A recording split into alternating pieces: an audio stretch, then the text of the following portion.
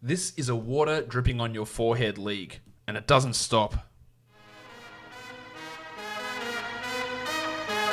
You are Locked On Fantasy Basketball, your daily fantasy basketball podcast, part of the Locked On Podcast Network, your team every day.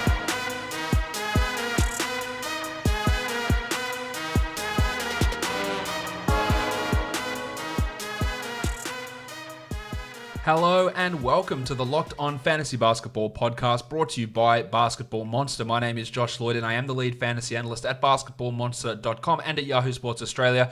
And you can find me on Twitter as always at redrock_Beeble and on Instagram at Locked On Fantasy Basketball. We are going to be looking back at all of the games from Sunday, a pretty busy Sunday in the NBA, looking at some injury news and previewing Monday's 6 games. Michael Bolton. Let's get to it. Let's get to it indeed. Go check your feed. Go check the YouTube channel as well. There has been 2 shows already done in the last, 24 to 48 hours. A Week 4 preview show and a waiver wire show. So go check those out if you haven't seen them already. Let's talk about these games from Sunday. The first game we look at was an overtime game, a low-scoring overtime game. The Nuggets get the win over the Minnesota Timberwolves 100-98, thanks to a Nikola Jokic big chungus. He had the game-winning, ridiculous turnaround shot over Towns. It was a huge shot from Jokic again, who continues to, despite looking not like he should be out there playing at an elite level, continues to put up big clutch-type performances. He played 36 minutes here. He had 26 and 7. He had a triple-1, and he shot horribly. The shooting, it is going to come around. So Jokic still is a buy low to me. I'm pretty confident he's going to come around, and from here on out will be a top 10 guy. But he often starts the season slow. He plays himself into shape. The offense sputters until he takes control, and he is starting to take control at the moment. Will Barton, the shooting percentages were off, but that's what we can expect from him, ups and downs there.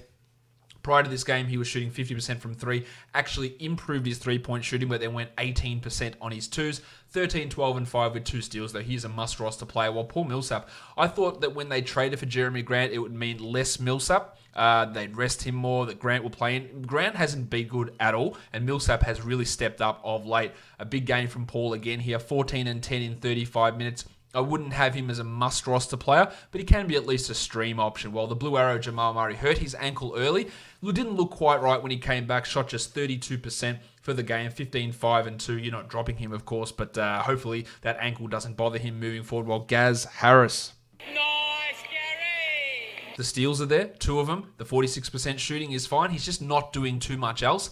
I think he is okay as a 12-team league guy, but if there's someone, if he's your worst player, then the upside I feel for Harris at the moment is pretty limited. So if you need to stream him out, I can totally understand that. As for Grant, God, he shouldn't be anywhere near a 12 or a 14-team league. 9 points in 18 minutes. While with Malik Beasley feeling ill, Monty Morris got 22 minutes and Michael Porter Jr. played 9. Neither of those guys is really going to be doing too much in terms of fantasy value for this season. For the Wolves, Karl-Anthony Towns, the shot, since he got suspended, the shot has been way off. He was 3 of 14 from 3, still ended with 25, 16, and 6 with 2 blocks, but those percentages, they are going to come up. Well, Andrew Wiggins, he is on fire, really. 25, 4, and 5, a triple-1, hit all 4 of his free throws. He looks a lot better. There was a couple of dodgy performances at the beginning of the season, but since then, Wiggins has been strong. He's the 64th ranked player this season. The efficiency is way up. True shooting from 49 to 54, which is still not where it needs to be, but assists are up.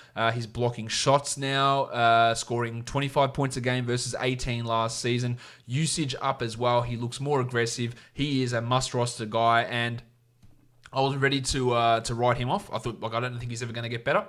Wrong. It turns out that having a coach that he can get along with and relate with, and he is good mates with Ryan Saunders, versus a raging lunatic who yells shit constantly, it actually has worked in his benefit, and he looks a lot better this season. So kudos to Wiggins for really starting to improve his game, and some of that is, there's a lot of psychological aspects behind that, but he has been really, really good so far. Maybe that's a little bit too far, but he's been good. Josh Okogie also good here. He was actually the point guard for this team in overtime with Jeff Teague and Shabazz Napier out. 17, 8, and 4, a steal and a block. The shooting is still a real worry with Okogie, but he looks so good out on the court. He's at least a name to watch for 12-team formats. He's an interesting 14-team streamer while Teague and Napier are out. I still think that there's a real chance he can be better than Culver long term. A lot of people don't agree with me on that one, but that's, I can see that. I just really like what Okogie does on the court. As for Culver, 31 minutes with no Napier or no Teague, 10, 3, and 3 with 2 steals and a block. Poor free throw shooting, one of those things that did hold him back in college as well, or especially in his translations coming into the NBA. I can't see him as a 12-team league guy at this point, maybe later in the season, but again, there's just a lot of names in front of him. Big minutes for Trevion Graham again, but he is not really a fantasy impact guy. And Jake Layman had 8 and 5 in his time. Bob Covington, at least he did play 31 minutes, but that includes overtime. He looks like he was going to be kept below that 30-minute mark. He had 2 steals and 2 blocks, so that's great, on his way to a Richie Beno, but then didn't hit any threes. In fact, he only attempted 2 threes in this game for 4 points and 6 boards. Not a great Covington game. He is a buy low guy, in my opinion, because he will, I think, be better than that as we move forward. All right, let's move on to the next game now. We're looking at the Indiana Pacers. They beat the Magic 109-102 on the road. No Miles Turner, no Jeremy Lamb, no Dart Goga Bitadze. Problem with my Gogo-mobile. Gogo-mobile? No, not the Dart. Not the Dart. Sabonis was big again, 21, 16, and 7.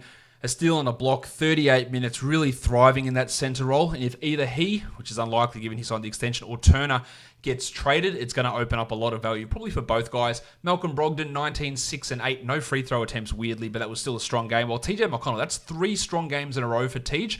He had 12, 3, and 8. It helps that Lamb was out, but you probably think he's solidified himself over Aaron Holiday in the rotation. Now, Holiday did play 27 minutes, had 11 points with 3 assists, but he's likely to go down to a pretty small role once Lamb returns. Timothy, that's Timothy John McConnell. I'm looking at the other TJ, Tony Warren Jr.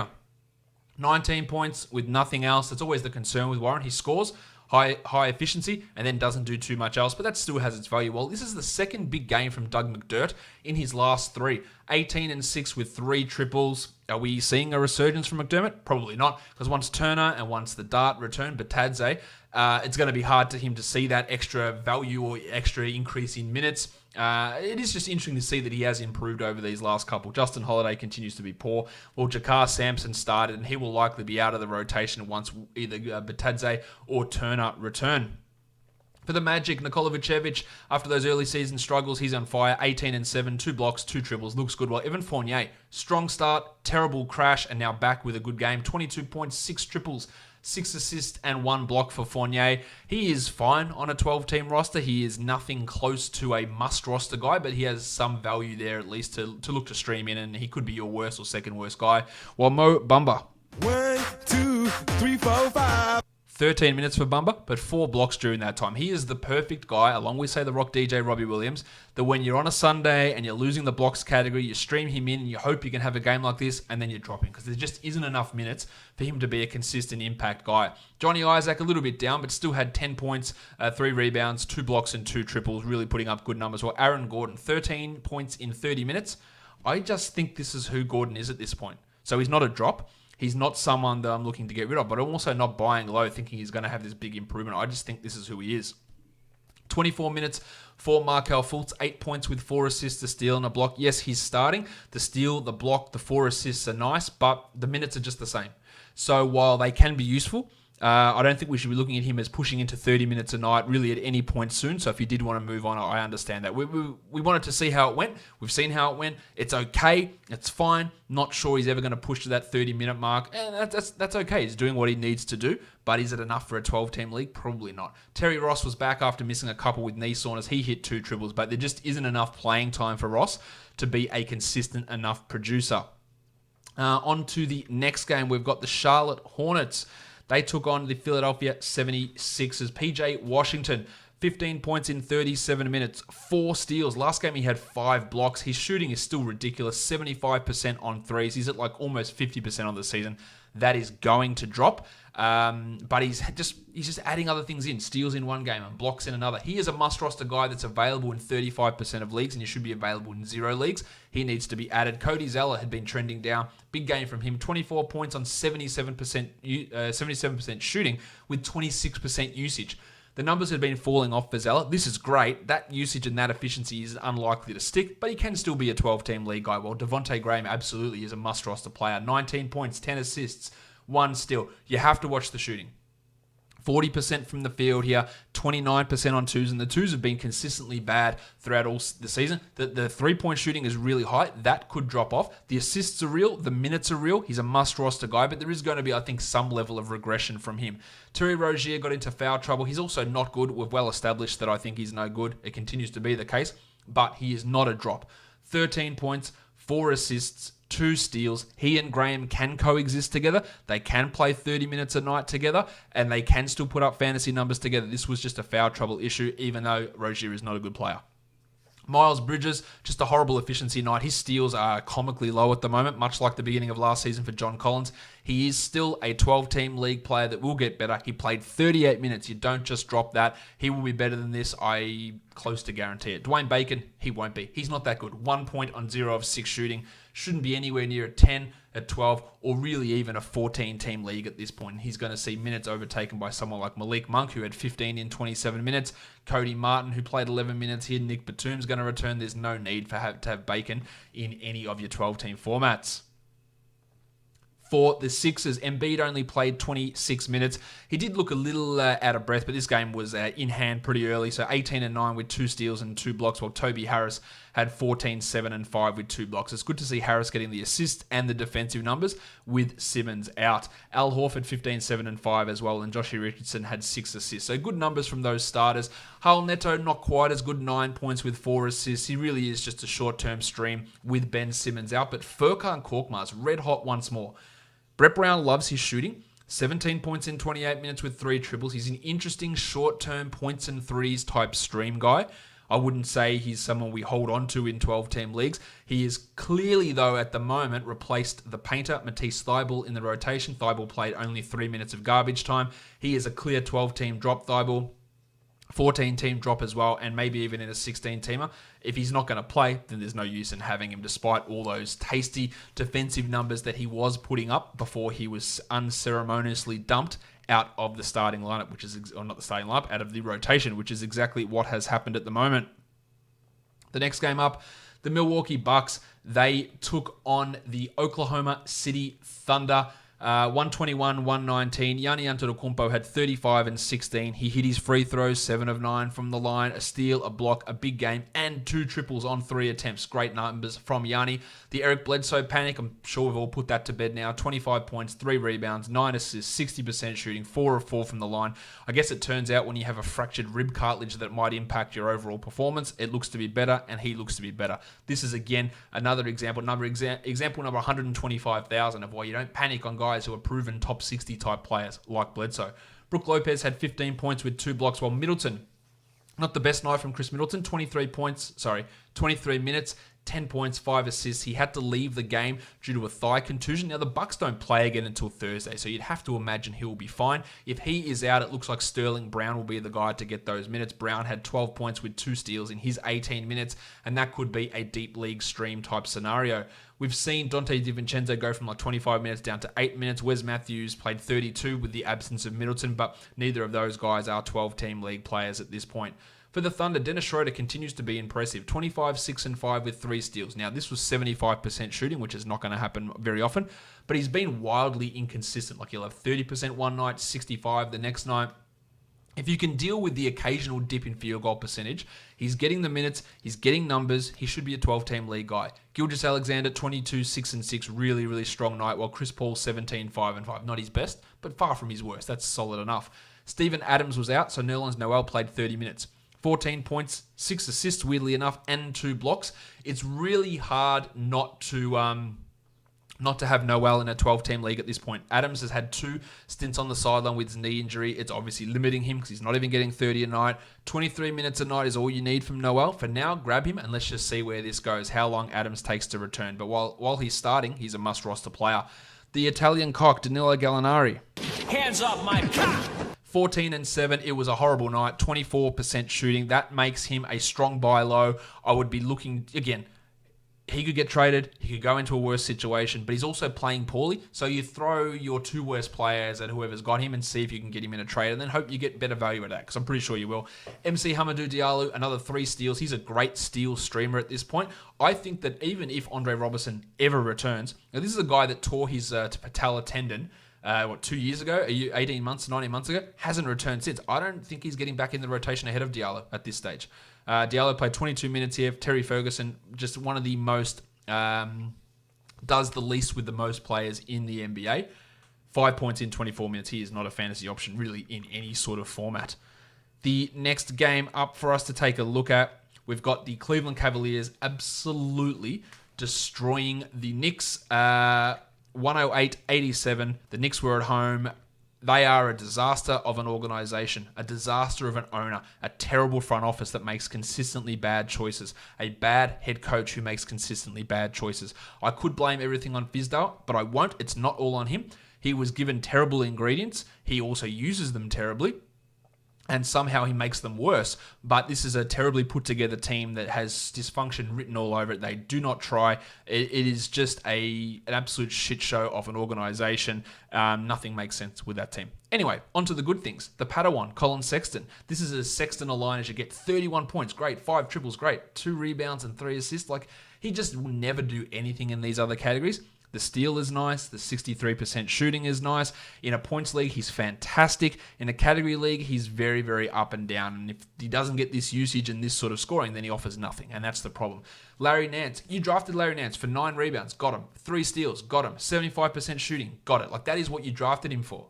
I worry that when the Muppet John Henson comes back, that he goes from 26 minutes down to 21.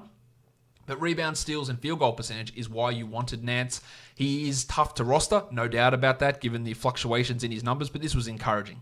17 and 8 for Kevin Love, while Darius Garland, 34 minutes, 12 points, 6 assists. He was getting 25 minutes a week ago, and it was hard to hold on to him. Now, go grab him. Let's just see what happens. Let's see where it takes us. Because if he plays 34 a night and gives you 12 and 6 with room to improve, and he got to the line 6 times, yes, it's against the Knicks, but he got to the line 6 times. That's an encouraging sign for Garlo. So Sexland with a really strong game here. Tristan Thompson, this is the old Tristan Thompson, 9 and 9 in 31 minutes. He's definitely not a drop. A lot of what he did felt really unsustainable because this isn't Tristan Thompson. But yeah, he is a hold, and let's just see where this all goes. Chetty Osman, of course, isn't a hold. 12s and 14s. I reckon you can get rid of him in most of those circumstances. On to the Knicks. 35 minutes from Frank Ntilikina. Great. 4 points, 6 rebounds, 6 assists, 2 steals, 2 blocks. Fantastic. That is a 12-team league player. If he wasn't Frank Ntilikina, if he wasn't on the Knicks, if there weren't 2 point guards out. That is the real risk. Now, you add him and you see what happens. But Fizdale made comments, oh yeah, he's going to start. He'll probably start when the others come back if it does well. Well, it didn't do well. Frank did well. Now, does he mean if the team's going to win or lose by 20, or if the individual player is going to play well? Obviously, Ntilikina has a much brighter future than Alfred Payton. I'd want to see Ntilikina and Smith play these minutes. I don't need the Duke Wayne Ellington. I don't need Payton getting minutes. I don't even need Damian Dotson getting minutes. But this is Fizdale. This is the Knicks, so weird stuff can happen. Ntilikina looks strong. He's one of the best defensive point guards in the league. He's worth adding, but this could all get turned to shit next game when Payton and Smith potentially return.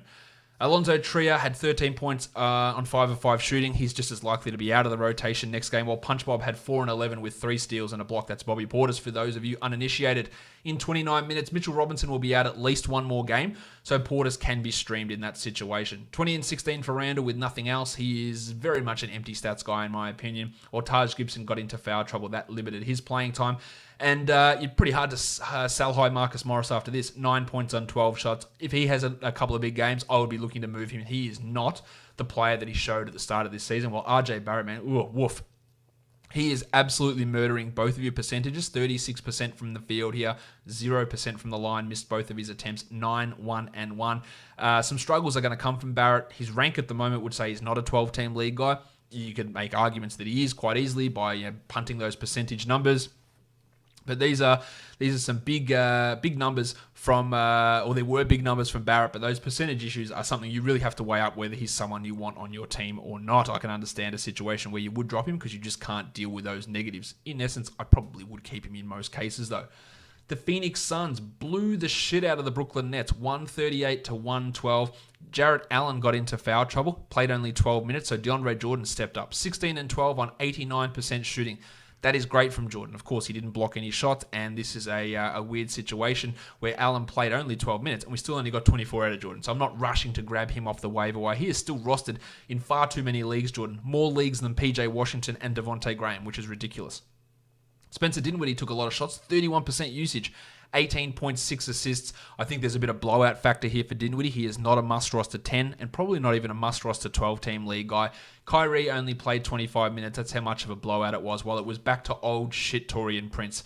8 points, 1 rebound, no other numbers, 17 minutes. It's 1-1. I think he should be added, and I had him in my waiver wire show as a guy to add, but he could very easily crumble and turn back into old Taurean Prince. Karis LeVert, 8-2-5, not his best night. Well, we got a lot of junk time. Nick Claxton. I think Claxton's going to be a pretty good player. 4-2-2 in his 12 minutes, while Smoking Joe Harris, 4 points in 22. Harris, to me, is not a must-roster 12-team league guy. On to the Suns. Ravishing Rick Rubio, 22-4-12 with 2 steals. I was all about Rubio in those mid-rounds this season. You would have seen that in all the pre-draft or pre-season podcasts, off-season podcasts. I didn't think he'd be this good. He's really exceeded my expectations out of that Utah system, flourishing here alongside Booker, and Devin Booker, to be honest, he looks fantastic. 27 points, 9 assists for Booker, 71% shooter. He is absolutely in command. Aaron Baines got into foul trouble, but still had 14 and 7 with 2 blocks and 2 triples in only 18 minutes, a must-roster player until Ayton is back, while Oubre had 18 points. Šarić, 12 and 4. Get rid of him. He's not a 10-team league guy. He's not a 12-team league guy. You can do better. McCall Bridges played 26 minutes, so that's encouraging. He had 2 steals and a block, so that's encouraging. They eliminated Javon Carter from the rotation, pushed Tyler Johnson to point guard, as they should have been doing the whole time. And that opened up more minutes for Bridges. I think he needs 30 minutes a night to be a 12-team league guy, and he's not there yet, but those steals are definitely interesting from a stream point of view. While Cam Johnson, one of his best games, 15 and 6, a steal and 2 blocks, 3 triples. I'm not biting on it at this point. For deep leagues, he is in the rotation, so you can look at him in 16 or 18 team formats to see if he can contribute on a consistent basis. We're not quite there with him yet, but that was a strong game. Definitely his best game so far of his short NBA career. All right, let's take a look at the next game. It's the Atlanta Hawks falling in overtime to the Portland Trail Blazers, 124-113. Trae Young was great, 35, 8 and 10 with 3 steals. Poor shooting, of course, but getting to the line 17 times is immense. Jabari Parker shouldn't be sitting on any waiver wires. 37 minutes, 27 and 11, 4 blocks and 2 steals from Parker, and weirdly missed all 3 of his free throws. Look, maybe he retains value when John Collins comes back. It is unlikely they'd have to play Collins a lot at center, but maybe they could, because Lennon, Fernando, and Jones, those guys aren't fantastic options, but they would stretch their defense quite a bit. But Parker is obviously a guy we need to add. Vanderpants, Kevin Huerter, he moved into the starting lineup. He was struggling until he hit the last 5 points of regulation to send the game to overtime, ended with 15, 5 and 2. He's a must-add 14-team league guy.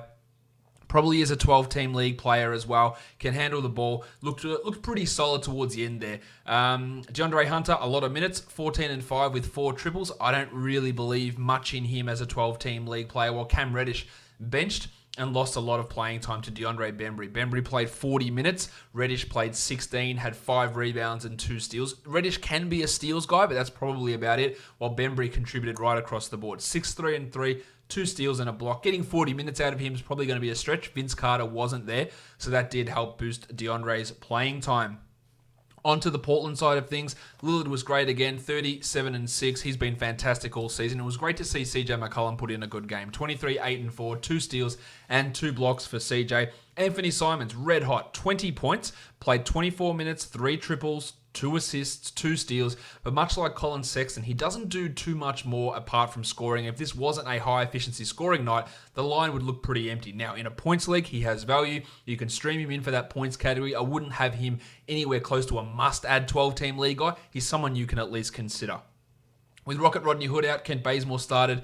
He's a defensive type streamer. 2 steals, 2 blocks, 3 triples in those 34 minutes, while Whiteside 21 and 12 with 3 blocks. I don't think you can ask too much more than that from Whiteside, especially going 7 of 9 from the line. Hazonia, he started again at power forward. barely played and then came on late, scored his first points at the end of the game. 3 points, 3 assists, and 2 steals. More of a, say, 16-team league guy, while Boucher and Tolliver and Gary Trent, we didn't get to see much from those guys. With Scale playing, Nasir Little only played 7 minutes. Again, not really too much of a surprise there.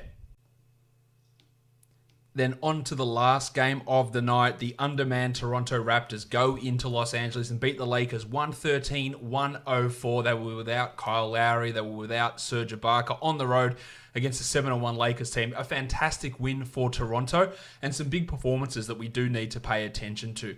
Of course, Pascal Siakam was great. He's been great pretty much all season, leading this team here with 24 and 11, 4 assists, 1 steal, and 3 blocks. And then Freddie VanVleet played 39 minutes, 23, 7, and 10 with 2 steals. Now, there should be no league that VanVleet is available in. And if that is still your league for God knows what reason, go and add him. Norman Powell started in place of Lowry, just the 26 minutes for Powell, but strong enough. 14 and 5, 2 blocks. Like, that's okay to be a 12-team league guy. I've had concerns about Powell doing much more than scoring. He scored okay here, contributed a little bit in other areas. That's fine. I think the big story is Chris Boucher. 24 minutes for Boucher. This is the guy that was the G League MVP last season, the G League Defensive Player of the Year. I think the leader in PIPM, one of the best fantasy-type lines coming out of the G League. Yeah, we've seen it in a per 100 possession situation in the NBA, and he turned it on here. 24 minutes, 15 points, 2 rebounds, 2 steals, and 3 blocks. The blocks are real. That's shooting at 64%, maybe not. He played next to Marc Gasol. He played behind Marc Gasol. And with Serge Ibaka out, short term, there is real value in Boucher. Now, when Ibaka comes back, I'm just not sure he's going to be a long-term ad, much like Powell. But for the short term, Boucher has some value. Now, be really careful who you drop. Now, Ibaka might miss 3 weeks. He might miss 1 week. He might miss a month. We don't know at this point. They've been pretty clear to say that Lowry is going to be out minimum 2 weeks. All they've said for Ibaka is he's gone home from the road trip, and that ends after about 3 games. So we're probably looking at about a week for Ibaka minimum, but that means he could be back earlier than that. So watch who you're dropping. If it's a short-term stream type guy with limited upside that you want to drop for Boucher, by all means do it. But if it's a strong top 100 type guy for the rest of the season, then that's probably not the right move. But you probably have someone worse on your roster anyway. It just depends how you calibrate that. Deeper leagues, Terrence Davis is someone to watch. 13, 5, and 3, 3 triples. Ran some point guard as well, so deeper leagues, he's going to get a boost. Rondé Hollis-Jefferson with his first meaningful action, 10 points in 15 minutes, while the Jedi, OG Anunoby. Hello there. He struggled. The shot, which had been well above expectations, fell off. Just 2 of 6 for 7 points with a steal. He is still, of course, a must-hold, but we've talked about him and a sell high in regression for a while. Marc Gasol, 33 minutes. Oh, hi, Mark. The 33 minutes are great. 2 points on 2 shot attempts is not. 7 rebounds, 2 assists, super passive. I do think that he should be grabbed off the wire in a 12-team format because of the Ibaka situation. He still played 33 minutes, so we think he can be better than this, but this obviously wasn't fantastic. For the Lakers, Davis, 27 and 8, 2 steals and 4 blocks, while LeBron James had another triple-double. LeBron James. 13, 13, and 15 with some bad shooting from the field and from the free throw line. Avery Bradley had 9, 4, and 4 with 2 steals. This guard rotation's still a mess. It's going to be a mess when Rondo returns. KCP basically out of the rotation. 17 minutes for Alex Caruso. 27 for Danny Green, who I can repeat is not a 12-team must-roster player. JaVale McGee played 14 minutes and Dwight played 17. We're seeing a lot more of the Lakers' best lineups, which is Anthony Davis at center, meaning the value of McGee and Howard is probably cooked in 12-team formats with Kuzma returning. Speaking of Kuzma, he ended with 15 and 5. Now, he was pretty bad until he hit a couple of late threes. He had no minutes restriction in this game and played 24 minutes. That is a concern. He, to me, is not a 12-team league player. He's rostered in 83% of Yahoo leagues, which is far too many. That means he's rostered in 10-team formats. He needs to go in all of those, and he's probably a drop in 12-teams. Now, that line, again, it's not bad, but what he does is no assists, no steals, no blocks, and that was here. If it wasn't for those last couple of threes, it was a dreadful type of line, and those minutes are the real concern. Troy Daniels got hot, but again, Rondo coming back could take him completely out of the rotation. We just don't know exactly how they're going to run that at this point. Let's go through some injury news to wrap up now. If you aren't aware, as I mentioned, Kyle Lowry with his fractured thumb, minimum 2 weeks. Norm Powell, the big beneficiary there, and of course VanVleet. Ibaka with his ankle, we just talked about that also. Chris Boucher, the big guy to pick up there. Gordy Hayward broke his hand for the Celtics. You're looking at Jaylen Brown. If he was available, you add him. Marcus Smart, if he was available, you add him. Deeper formats, it's Brad Wanamaker, Grant Williams, and then in very, very deep formats, you look at someone like Devonte Graham. Green. Steven Adams missed today with a knee injury. We talked about that. Dion Waiters suspended for 10 games by the Miami Heat. He had a panic attack / seizure on a plane after taking an edible gummy. He was not suspended for the gummy, but for all other conduct detrimental to the team. He has been a massive dickhole all season on this team, calling the team out on social media, calling the coaches out to their face, plus other stuff we haven't heard of. Of course, Waiters is not going to be a rotation guy this season, with Nunn stepping up, with Duncan Robinson stepping up, with Tyler Hero stepping up. They just don't need him. He will not be a rotation guy for this team, so that suspension news shouldn't impact anything. Other injuries, Mitchell Robinson missed today with a concussion. He'll miss the Knicks' next game as well. That means Gibson and Portis get a boost. Blake Griffin's hamstring, I put this here, he's not injured. He is ready to return on Monday. So adjust your expectations for guys like Bruce Brown and for Andre Drummond, respectively. Jamal Murray hurt his ankle today, but was able to return to the game. Again, didn't look quite right, so that's something to watch there. Lonzo Ball is going to miss with a groin injury one more game, so that gives a temporary boost to guys like Kenrick Williams, who started last game, JJ Redick, who started last game as well. And then Rocket Rodney Hood, he suffered that back spasm issue that kept him out of today's game, with Simons and Bazemore getting the bulk of those minutes. I pushed the wrong button there. And last injury news, of course, is Chris Middleton, who suffered that thigh contusion, but the Bucks don't play again until Thursday. I'd be really, really shocked if he did not play in that game on Thursday. Now it's time to transition over to DFS with a 6-game slate on Monday. We're going to be looking at FanDuel pricing for today. All right, let's look at this first game. The Minnesota Timberwolves on a back-to-back going up against the Detroit Pistons in Detroit. The Pistons are going to be welcoming back Blake Griffin for his first game of the season. I don't think we need to be expecting huge things out of Blake, but it is going to be interesting how he impacts the rest of these players. Tim Frazier has been upgraded to probable after missing the last few with a shoulder issue. Derrick Rose is still questionable. Reggie Jackson is out, while the Shark, Bruce Brown, is listed as probable. Baby shark, How they run this lineup is going to be interesting. With Griffin back, do they look for a guy like Brown to play at point guard? They don't need Frazier's passing with Griffin in there. So I do think that Bruce will hold on to the starting point guard job. I think Frazier, if Rose is healthy, will be out of the rotation. But again, a lot of this stuff is up in the air as to how they want to run things. I do think that Luke Kennard will stick in that starting lineup as well. He's been really, really good. But of course, that return of Griffin does really change a whole bunch of stuff on this team and how they distribute usage. And in particular, Andre Drummond, his assist numbers, they've been sky high. His minutes have been high. His usage is at a career high. I'd expect all three of those things to begin to come down. For the Wolves, we don't know if Jeff Teague is going to play. Shabazz Napier, they've missed the last three. It's been Josh Okogie and Jarrett Culver handling those point guard jobs for the Timberwolves. Okogie really, really strong on Sunday as well. At point guard in this one, at the moment, we've got Teague listed at 62 and Rose listed at 58. I wouldn't feel comfortable about using either of those guys here. Napier's at 4,000. Now, if Shabazz plays and Teague doesn't, then Shabazz at 4,000 is actually a pretty good DFS option, but his hamstring probably keeps him out. Well, Frazier at minimum salary, I don't think we should be getting too excited about using him. For the shooting guards, Andy Wiggins, 8,000. Wiggo is putting up strong numbers, but that salary to me is just too high. Look, he was great today, had 42 points in an overtime game, but I'm not sure I'm ready to invest 8,000. But in saying that, he's averaging 45 over the last 5, 52 over the last 3. So if you wanted to use Wiggo on a 6-game slate, he is playing at an elevated level at the moment. Tone Snell and Trevion Graham, I don't think you should get too excited there. As for Brown at 5,700, that is way too high for Bruce Brown. Yes, he's averaged 33 points the last 3. Griffin's return, maybe Frazier, maybe Rose as well, is going to make it hard to get excited. At small forward, the Duck, Luke Kennard's at 5,900. He's been giving that number relatively consistently. Now, of course, Griffin returning is an impact, but we've had 35 a night from Kennard over the last 3. He is okay to use. I'm not sure his ceiling is really all that high, but I think he's all right to look at. While if Teague and Napier are out, Josh Okogie at 4,000. He had a 39-pointer today, really putting up those numbers to exceed 4,000 pretty comfortably. As for Culver at 38, also would be a strong option if Teague and Napier are out as the starting point guard. He had 26 points today, but the Wolves were preferring to use Okogie down the stretch. Markieff Morris listed as a small forward again, no reason why. 4,700, Griffin's back, that is a strong-ass fade. At power forward, Bob Covington's at 6,100. He's just not playing enough for me to justify spending 6,100 on him.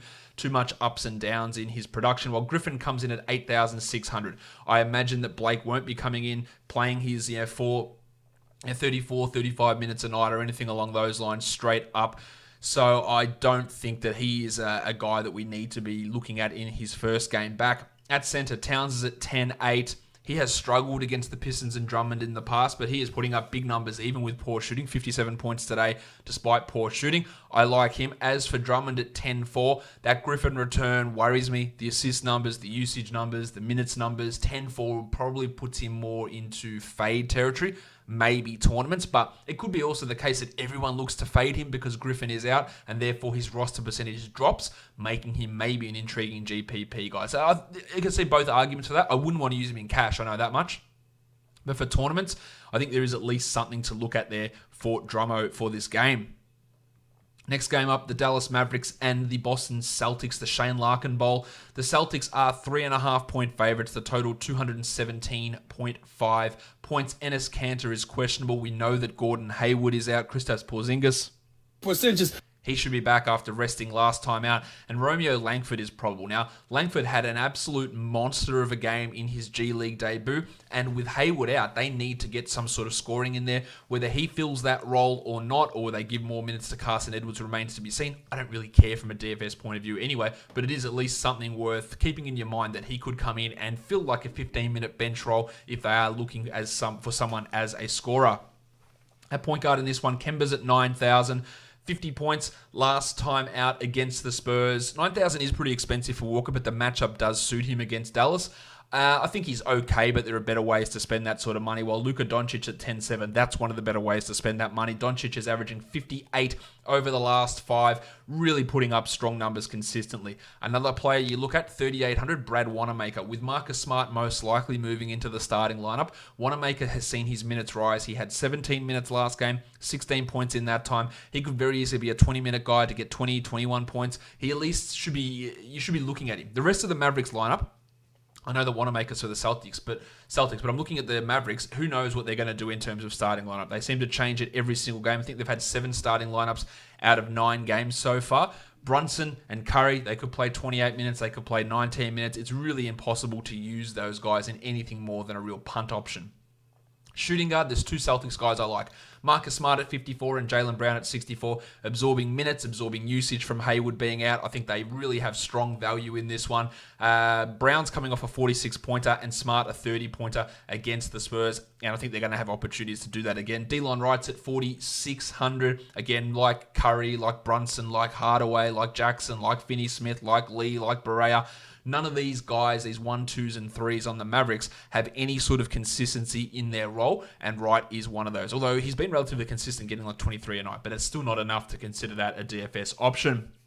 Devonte Graham, who is a power forward, is listed as shooting guard for the Celtics. He could get some extra run with Hayward out. I don't think we'd need to get too interested in using him, though. At small forward, Finney-Smith is there, and that's enough about him. And Tim Hardaway at 3,900, again, upside guy that I wouldn't want to use if I was throwing out just one DFS lineup. I just don't see the upside. At power forward, Porzingis at 8,300. His last game before the rest, he dropped 53.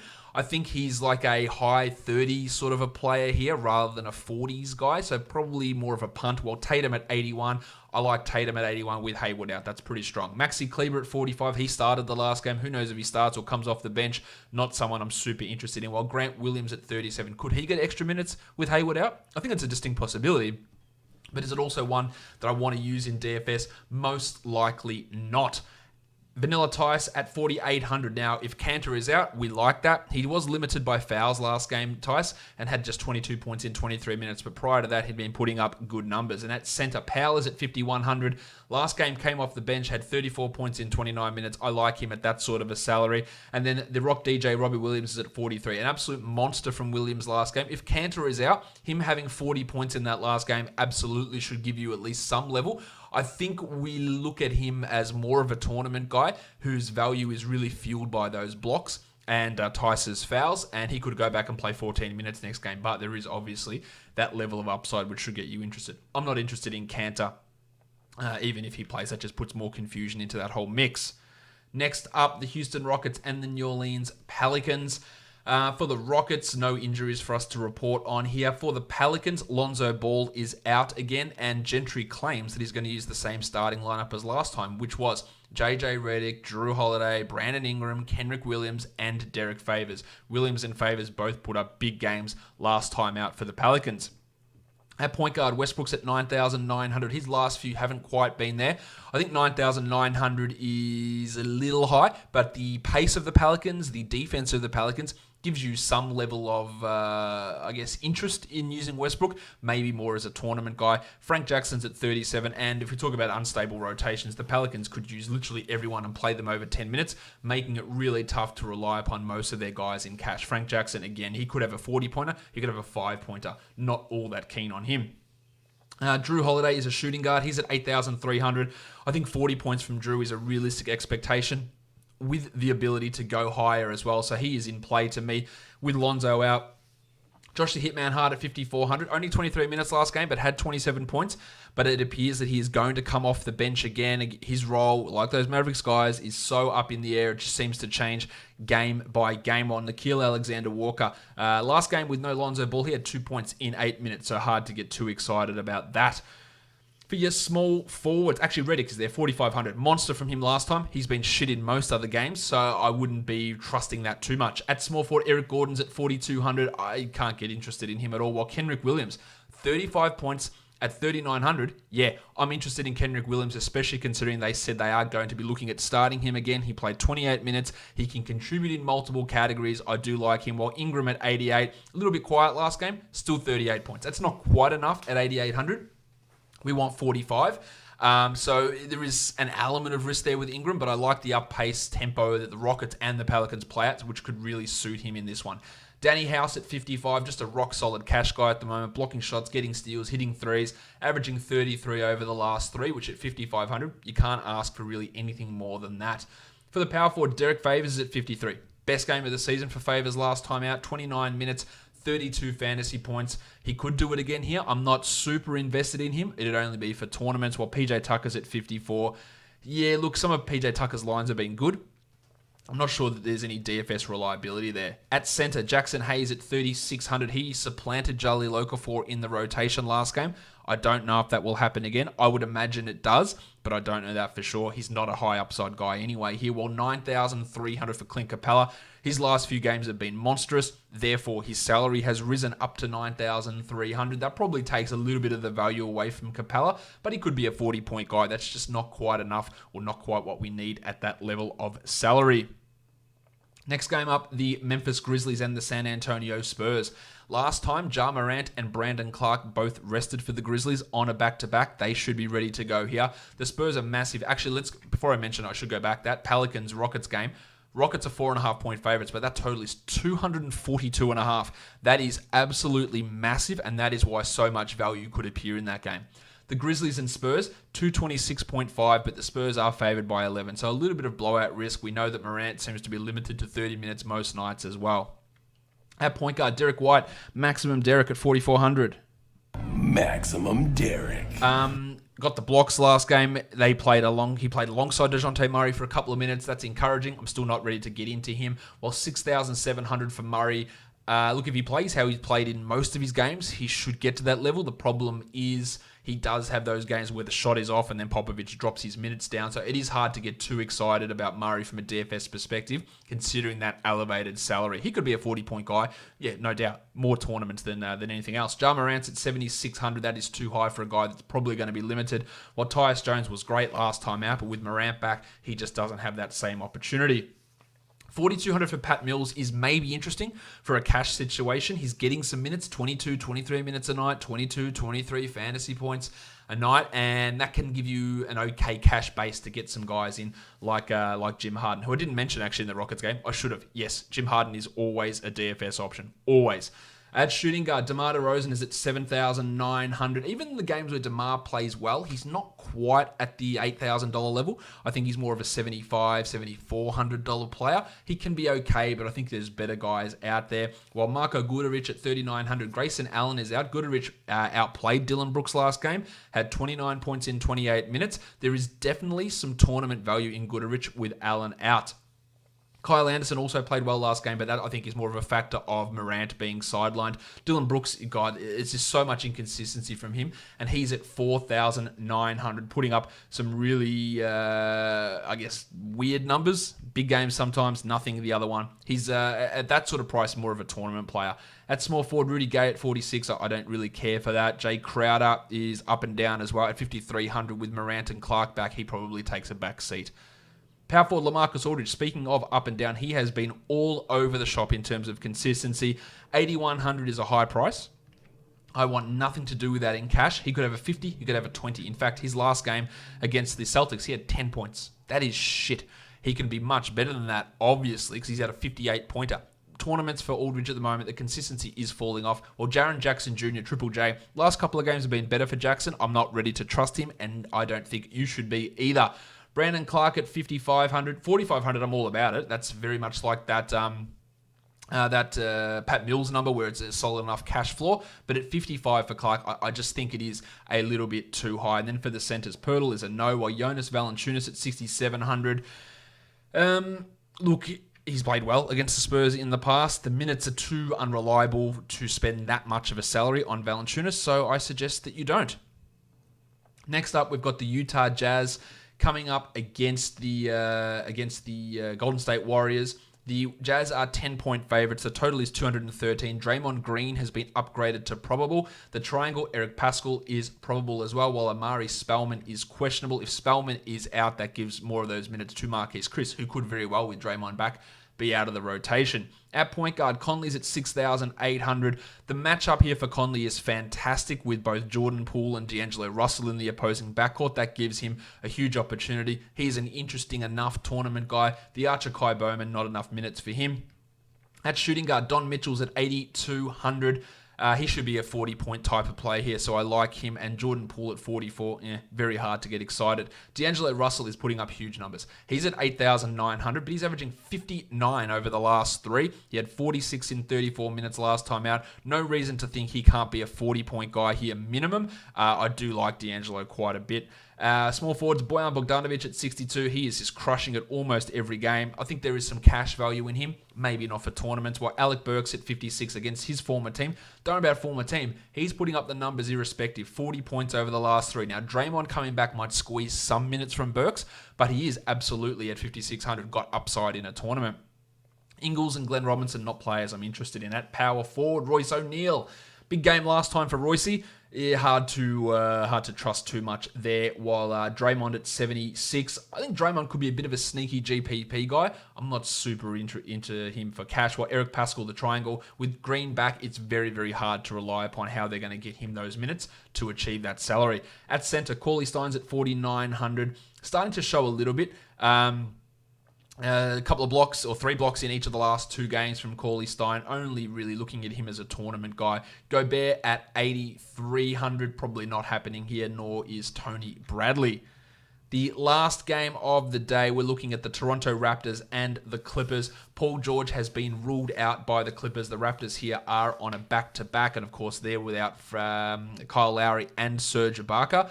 For the point guards, Beverly's at 5,300. I think that's probably a little bit too high. Landry Shamet at 36 is not offering me anything. Shooting guards, Norm Powell at 43. In on Powell here. He's going to have a big opportunity. Minutes should be pretty high as a starter, while Van Vliet at 6,900. Giggity!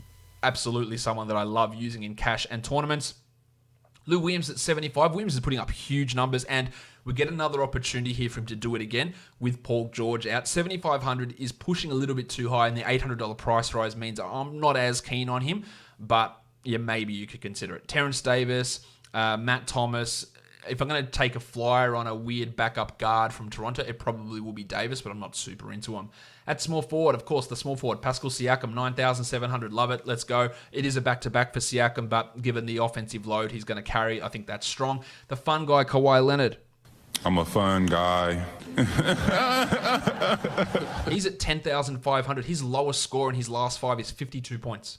That, to me, means he is a really good option. Flaming Moharkless, not interested, while the Jedi, OG Anunoby. Hello there. He's at 6,600 Anunoby. The shooting is the real worry to me, and that price elevation makes me want to steer clear. At power forward, JaMychal Green's at 37, not trustworthy. I'm sure he's trustworthy as a bloke, just not sure he is as a fantasy contributor, while Paddy Patterson is not. At centre, Marc Gasol at 52. I actually don't mind Gasol here. Noah Barker, that's a cheap enough price to look at. While Chris Boucher at 4,100 is an interesting tournament guy. Ivica Zubats and Montrezl Harrell. I like Harrell at 77. I think the 4,900 on Zubats is probably a step too far in terms of overall value. All right, let's have a look now over on DraftKings at some options that I do like there. Boucher at the 3,400 has some value. I like Westbrook quite a bit. I like Favors at 47. Ingram, Cauley Stein down at 42. Towns at 10,000. Gasol at 54. Aldridge at 63. That is a big price drop for LaMarcus, and that's why I'm in on him over on DraftKings. DeJounte at 6,000. DeRozan at 7,000. Storm and Norman Powell at 42. Porzingis, Smart, Mitchell, Siakam, Tatum, Jalen, Boyan, Bogdanovic, Jimmy Harden, as well as some pretty good options, as well as Drew Holiday over there on DraftKings. That will do it for today's show, guys. Make sure you are subscribed to Apple Podcasts, Google Podcasts, Spotify, Stitcher, and on YouTube. Give me a 5-star rating. Give me a thumbs up. Leave a comment on YouTube as well. Follow me on Twitter at redrock_bbell and on Instagram at Locked On Fantasy Basketball. Guys, we are done here. Thank you so much for listening, everyone. See ya.